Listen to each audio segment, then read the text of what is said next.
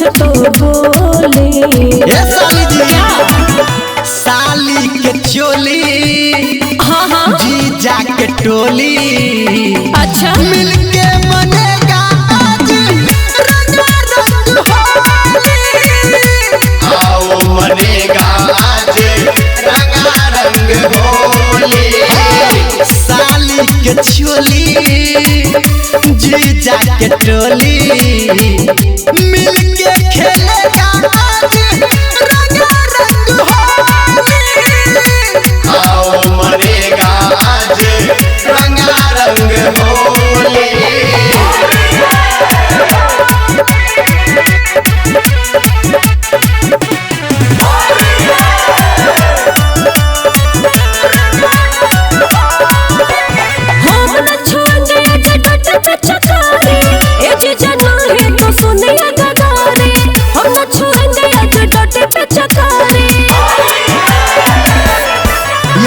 लहंगा भिजाई ये देबो ओढ़नी लटाई आप करते हैं हंसी ठिठोली। हाँ साली के चोली जीजा के टोली मिलके मनेगा आज रंगारंग होली। आओ मनेगा आज रंगारंग होली। साली के चोली जीजा के टोली मिलके खेलेगा आज रंगारंग होली। आओ मनेगा आज रंगारंग होली। मां गायत्री रिकॉर्डिंग स्टूडियो।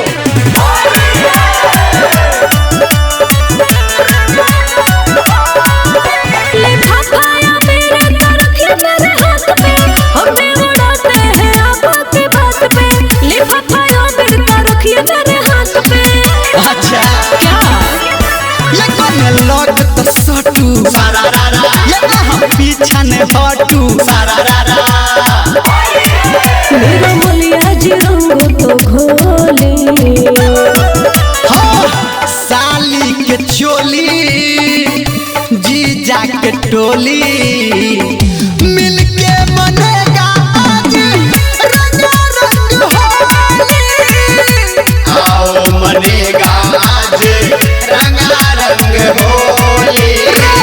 साली के चोली जीजा के टोली मिलके खेलेगा आज